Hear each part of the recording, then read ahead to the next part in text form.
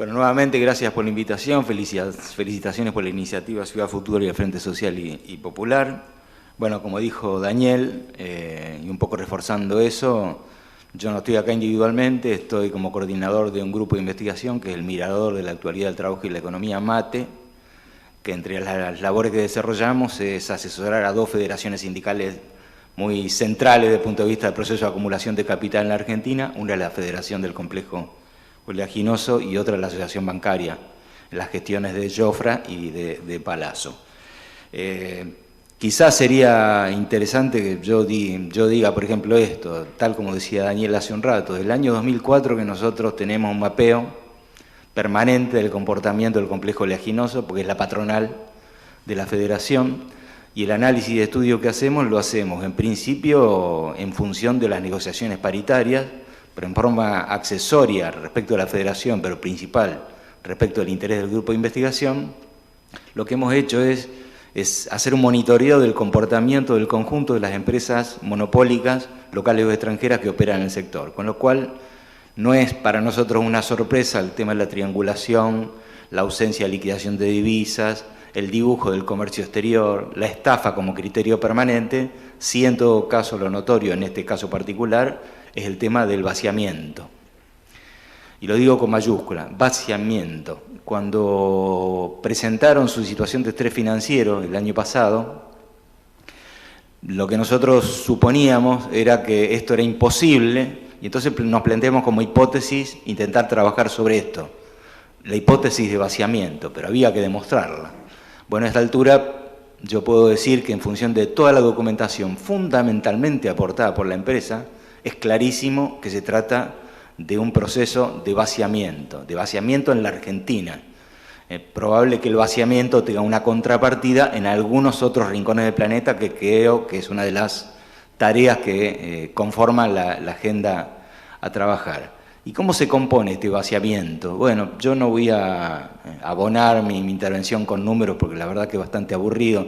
Simplemente voy a contar que la última información pública disponible obligatoria que tenía la empresa era su balance cerrado en octubre del 2018.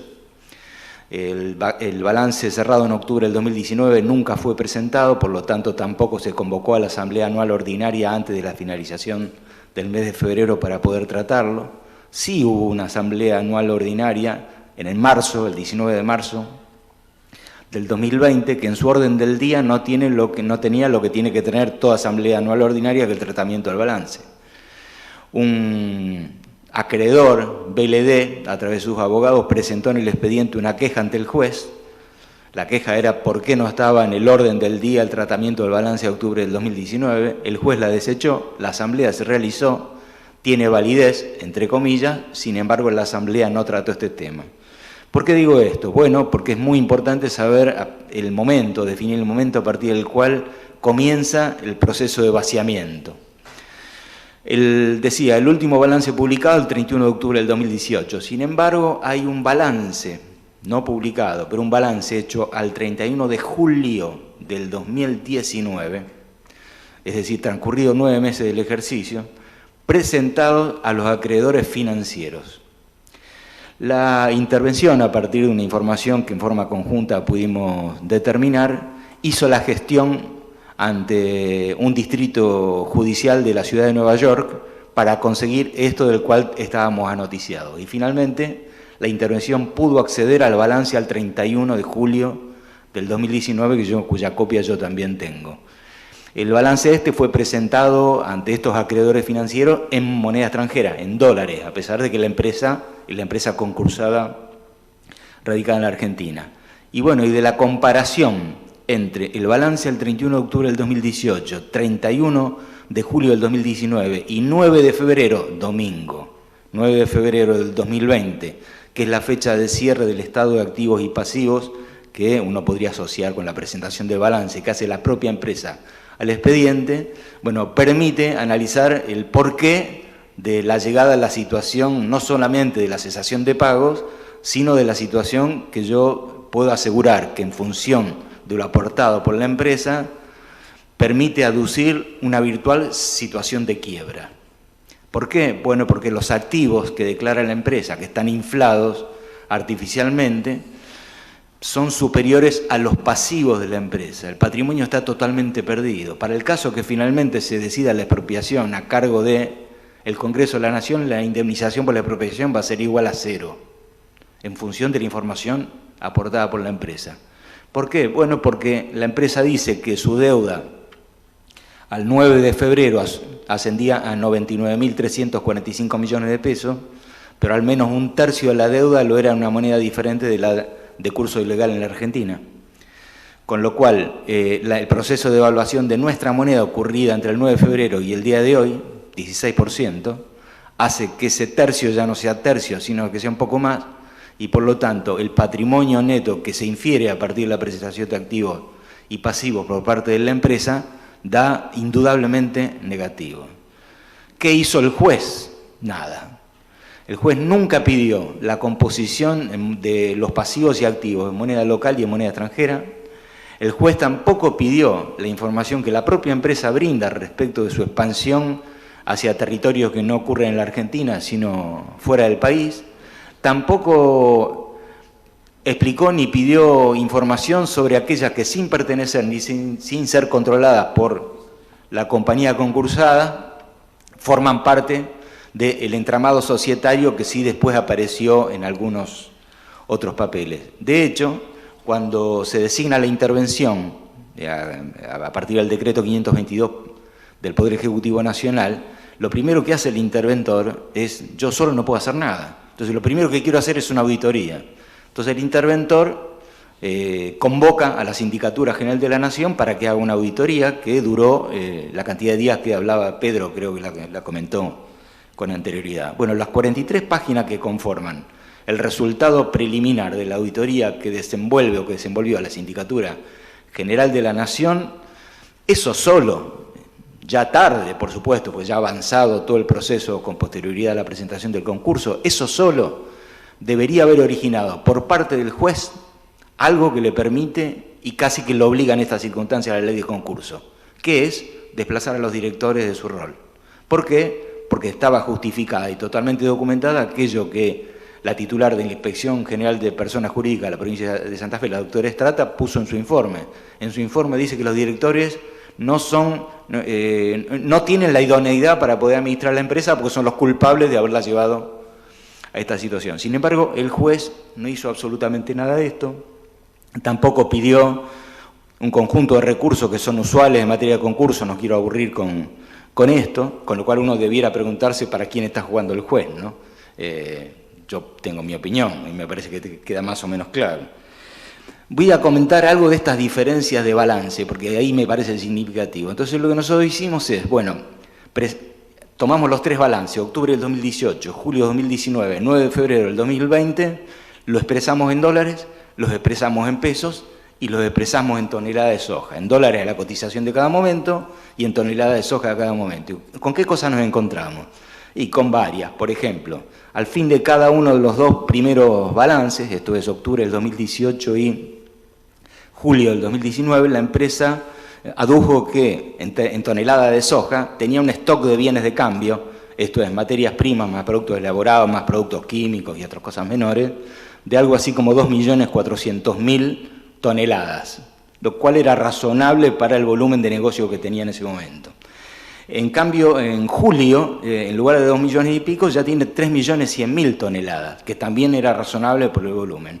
Sin embargo, el del 9 de febrero dice que el stock de bienes de cambio, pensemos en esto, se trata de materias primas y de productos terminados, solamente asciende a las 40.000 toneladas. ¿Dónde están? Claro, ¿dónde están las más de 2 millones o 3 millones de toneladas que había unos pocos meses atrás? Entonces, temporalmente, donde hay que concentrar en la mirada, es desde el 1 de agosto en adelante, que coincide además con toda la saga de los préstamos del Banco Nación. Entonces, ¿qué es lo que hay acá? Bueno, acá hay un proceso de vaciamiento. El proceso de vaciamiento se infiere de la propia información que la empresa pone a disposición en el expediente. Un expediente que tiene, calculo ya, tiene unas 3.000 fojas, y que a partir de la número 643 es donde se empiezan a despertar las luces que debieran haber correspondido con una actitud diferente del juez respecto a la intervención. El hecho de querer transformar la intervención en veeduría, que es casi una burla, porque él debiera haber hecho eso en forma previa, o transitarlo como un tema incidental, el pedido de la Inspección General de Personas Jurídicas para hacer lo propio sobre la materia, da cuenta de este comportamiento que no voy a utilizar calificativos, pero me parece que ya roza la mala fe, y no voy a entrar en calificativos desde el punto de vista profesional. Hay un tema muy importante que aquí se mencionó y que es el siguiente, que es colateral a esto y que es el siguiente. Yo decía al principio de mi intervención que desde el año 2004 nosotros seguimos esto, y tal como decía Dani, el primer laburo lo tuvimos que hacer sobre el caso Dreyfus. ¿Y qué es lo que hicimos ahí? Bueno, a partir de los balances de Dreyfus y la detección de que había una empresa fuera del país, en este caso en Uruguay, nos fuimos a Montevideo con el abogado que en ese momento era Horacio Zamboni, a averiguar qué pasaba. Y lo que encontramos es un edificio en Colonia 810 de la ciudad de Montevideo, un edificio muy viejo en el cual están instaladas miles de empresas, muchas de ellas argentinas, instaladas es una forma de decirlo, en realidad ocupan apenas un lugar de una carpeta colgante, y son las SAFIs, régimen que sigue vigente en el Uruguay, aunque a partir del gobierno de Tabaré Vázquez ya no se otorgaron nuevos permisos para esto. ¿Y qué es lo que vimos ahí? Vimos cómo era la operatoria normal y habitual, pero no de Dreyfus, sino de todas las compañías. Puedo decir que el 100% de las compañías extranjeras radicadas en la Argentina del complejo oleaginoso, sobre todo en el post-2001, profundizaron su inserción a través de empresas offshore, y que las empresas nacionales, las grandes, las tres grandes, estamos hablando de Aceitera General Dehesa, estamos hablando de Vicentín y estamos hablando de hoy Molinos Agro, antes era Molinos Río de la Plata, si bien se trata de capitales nacionales, también han offshoreizado buena parte del negocio. Como no está prohibido, por defecto está permitido. Entonces, por fuera del caso particular de Vicentín que nos ocupa, nosotros lo que vemos con preocupación es que ningún gobierno se ha metido en esta cuestión. Y si hay un beneficio que debiera tener esta iniciativa de crear una empresa estatal o una empresa público-privada o una empresa que conforme parte del consorcio en el cual estén las cooperativas, los trabajadores, etcétera, es la de transformarla en un caso testigo para desarmar esta trama que es normal, entre comillas, como consecuencia, reitero, que como no está prohibido, está permitido. El trabajo que publicó Basso el fin de semana en el cohete a la Luna, que en realidad está en línea con un trabajo que otros grupos investigadores hace mucho tiempo vienen haciendo, una de cuyas integrantes hoy ocupa un interesante lugar dentro de la FIP, fiscalizando precisamente esto, que es Verónica Grondona, detectaron esto todo el tiempo, pero como nunca hubo una actitud deliberada por parte de los gobiernos nacionales, mucho menos de aquellos neoliberales que nos tocaron en las dos series, ¿no? Pero tampoco durante la gestión de ni Kirchner ni Cristina hubo iniciativas para desarmar esto. Buena parte del desajuste provocado en la economía argentina está asociado no con la fuga del chiquitaje en el capital, en el mercado de capitales o en el mercado cambiario. Está asociado con la permisividad del vaciamiento, que en este caso se lleva puesta la empresa, pero que en los otros casos es el comportamiento sui generis que tienen las compañías para poder dolarizar, girar utilidad del exterior por fuera de los procedimientos habituales. Entonces, yo quiero terminar mi intervención, me dijeron que iba a ser de 7 minutos, no sé la verdad cuánto llego. Bien, gracias por lo tuyo. Yo quiero terminar mi breve intervención con lo siguiente, mi reflexión. Primero, reitero, estamos ante la presencia de un vaciamiento deliberado, que probablemente lleve puesto enfrentamiento al interior de la gran familia de los Vicentín. Segundo, esta empresa, lo importante o lo relevante es proteger la cantidad de puestos de trabajo directos e indirectos que tiene por un lado y por el otro armar una arquitectura financiera inteligente capaz de dar atención al conjunto de obligaciones que tienen con sus acreedores, fundamentalmente los miles de productores agropecuarios y los centenares de productores agropecuarios que están detrás de las cooperativas que también figuran como acreedores. No son solamente esos miles, pero también se debe dinero al Estado Nacional, no solamente a las empresas del Estado como el Banco Nación, el Vice, el Ciudad de Buenos Aires, el Banco Provincia y otro que es el Banco de Córdoba, con un chiquitaje, pero también está. sino que también se le debe a otros acreedores financieros, por ejemplo, los que son agentes financieros de la provincia de Santa Fe, provincia de San Juan, provincia de Entre Ríos, y hasta ahí nombré el Grupo Petersen, y también al Banco Macro, que es agente financiero del noroeste argentino, con lo cual se compromete el dinero público como consecuencia de la rifa de préstamos sin garantía que le dieron a ellos. La tercera cuestión es que a mí me parece que este proceso de investigación que venía de la mano como proyecto de la intervención y que haría votos para que de alguna manera surja, sea dentro del concurso o por fuera del concurso, debiera tener en su virtud el tema del descubrimiento, de correr el velo de cómo fue el vaciamiento. ¿Por qué? Porque acá no solamente hay responsabilidades penales derivadas de lo que plantea Policita allí, con un comportamiento directo de los directores del Banco Nación. Acá hay una responsabilidad directa de quienes condujeron la empresa. El vaciamiento se produce como consecuencia de la conducta de la propia empresa. Y esto deriva de una cuarta cosa, que es el tema de la reparación. No puede ser, o no debiéramos permitir, que este vaciamiento termine simplemente en la construcción de una quiebra que deje impagos el conjunto de los pasivos o buena parte de los pasivos declarados por la empresa a los fines del concurso y que los responsables queden libres de mano como consecuencia de esto. Por lo tanto, la búsqueda de dónde está el dinero, dónde está Wally, diría que es la prioridad. Esta es la... Y por último, para que esto no vuelva a pasar, yo vuelvo a señalar esto. Si esto pasa, y en todo caso como caso extremo fue el del vaciamiento de la empresa, es como consecuencia que la Argentina no se ha dado un marco de intervención y regulación del comercio exterior en este particular rubro que es el complejo oleaginoso, pero también susceptible de ser trasladado a los otros. Ni que hablar del complejo automotriz, me llevaría otra media hora. Ahora está parado y está dormido por el tema de la pandemia. Entonces, el mirar de cerca el complejo oleaginoso también requiere eso. Fíjense hasta dónde llegará la cuestión, que hoy en realidad el primer jugador en la Argentina no es ya Cargill. El primer jugador en la Argentina es COFCO. COFCO se quedó con Nidera y se quedó con el Grupo Noble. COFCO es una empresa creada por el Estado chino, que en parte es propiedad del Estado chino, pero tiene algunos socios problemáticos. Entre los accionistas de COFCO, del consorcio que maneja COFCO, está Goldman Sachs. Entonces, es un consorcio financiero, en este caso que tiene el Estado chino, pero que reproduce en escala mayor lo mismo que hacen las multinacionales o que venían haciendo en la Argentina. Por eso, sin discutir nuevos marcos regulatorios, esto se va a volver a repetir. Hay que impedir que esto vuelva a ocurrir. Bueno, en mi desordenada intervención, una sola cosa quiero reivindicar, que la cité, pero me olvidé.